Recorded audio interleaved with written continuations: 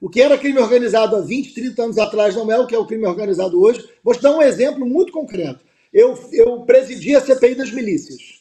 Eu vou dar um exemplo que eu vivi de perto. Eu presidi a CPI das milícias. E eu, assim como você, Carlos, também passei por muita coisa. Eu não estou falando como alguém que é distante da violência, não. Eu tive um irmão assassinado pelo crime organizado.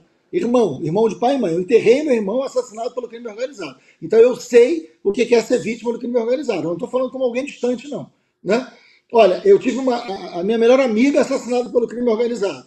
Né? Eu tive minha família inteira ameaçada pelo crime organizado. Eu ameaçado pelo crime organizado. Então, eu sei o que é uma ação de um crime organizado quando é devastador. Estou falando de um lugar muito singular, né? E que eu achei muito importante você também pontuar isso no teu caso. Agora, eu presidi a CPI das milícias em 2008.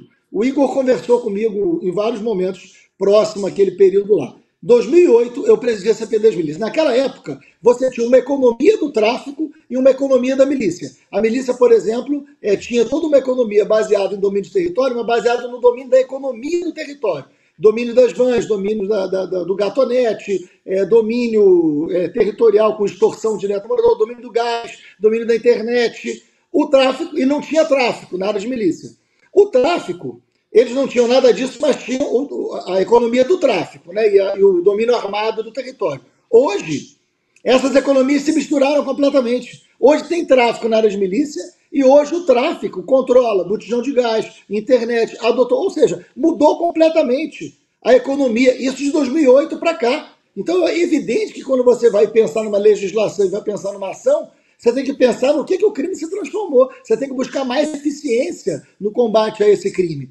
Então eu acho que o governo sim se propõe a um diálogo. A própria inteligência das Forças Armadas, eu não sou favorável à intervenção de Força Armada, nunca resolveu coisa nenhuma, mas a inteligência das Forças Armadas, junto com a inteligência federal, articulada à inteligência que eu digo é produção de dados, informação, essa qualidade. Isso tinha que estar absolutamente à disposição de um comando único de enfrentamento a crime organizado de verdade.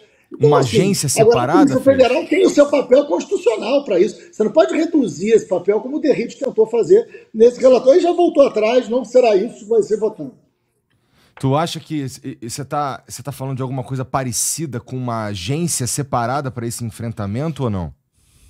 Não, isso pode até ser debatido. Eu acho que o debate da segurança permite muitas coisas. Eu acho que o debate da segurança ele precisa ser ousado. Eu vou te dar um exemplo concreto. A gente está falando das facções, né? Sem querer supervalorizar facção nenhuma, mas as principais facções das quais a gente está aqui chamando de crime organizado são facções que nasceram onde? No Rio de Janeiro e São Paulo. Rio de Janeiro e São Paulo, concordam comigo? Sim. E nasceram onde no Rio de Janeiro e São Paulo? Dentro dos presídios.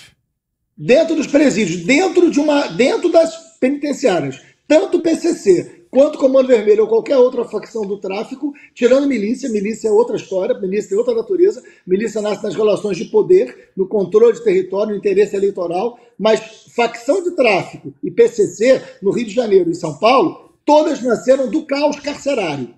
Todas nasceram do caos carcerário. E se tornaram grandes organizações criminosas fora das prisões. Então, achar que só as prisões e prendendo mais e aumentando aquilo que é a origem do crime, você vai solucionar o crime, achar que o debate, e eu acho, e o projeto do governo prevê ampliação de pena.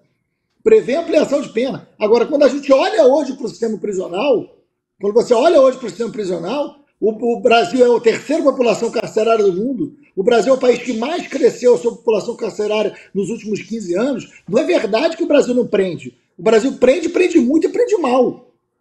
Porque o Brasil não consegue, com as suas prisões, deter crime organizado. Esse é o debate que a gente tinha que juntar todo mundo e fazer. E não pegar o tema da segurança e tentar fazer uso político e eleitoral para criar pauta eleitoral para tentar derrotar o governo. Foi isso que aconteceu. E aí é muito ruim esse tipo de prática e levar para esse lado. Nós, há alguns minutos, conversamos com o deputado delegado Paulo Bilinski, que você também conhece, né? E na defesa do projeto e do relatório do Derrite, ele falou que o projeto do governo concentra poder na União. E isso não ajuda nada porque a Polícia Federal tem um contingente muito pequeno e ele citou que só em São Paulo são apenas 10 mil homens da Polícia Federal e que não adianta concentrar mais poder na União.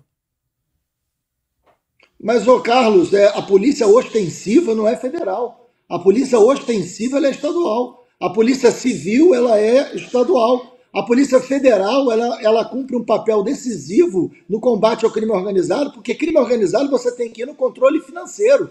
O crime organizado você não combate com ostensividade. Esse é um grande problema de percepção de segurança que a gente tem. Sabe quem que a gente prende no Brasil? Carlos, a gente prende quem a gente vigia. A gente só prende em flagrante. Qual é o percentual de taxa de homicídio que a Polícia Civil ao longo do Brasil, inclusive de São Paulo, prende? Qual é o percentual de homicídio? Não chega a 10% dos homicídios cometidos que gera prisão. E eu estou falando das polícias estaduais, não estou falando da Polícia Federal. Então a nossa capacidade de esclarecimento de crime através da investigação ainda é muito pequena. Esse é um investimento que tem que ter. Um investimento em inteligência, em capacidade investigativa, em qualidade de uma ação investigativa da polícia. Porque senão a gente continua prendendo quem a gente vigia. E a gente só vigia pobre, só prende pobre. Esse é o problema do sistema prisional, lotado de gente completamente ineficaz.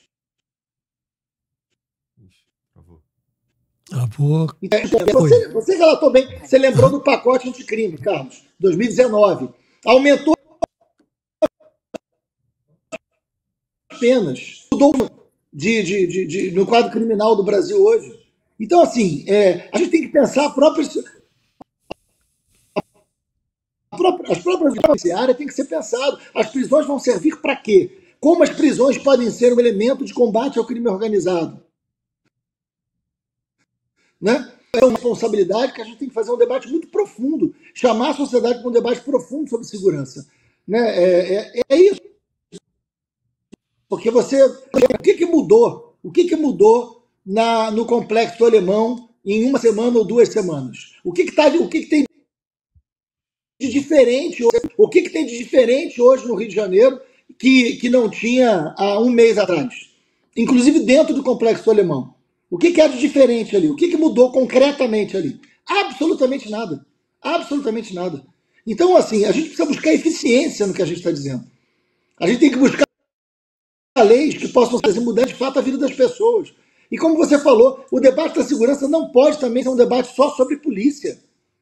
A gente tem que qualificar a polícia, tem que pensar no formato da polícia, tem que pensar na eficiência dessa polícia, tem que pensar nas condições de trabalho dessa polícia, mas tem que pensar do que você faz. Você falou dos projetos sociais que você acompanha em São Paulo, não foi isso?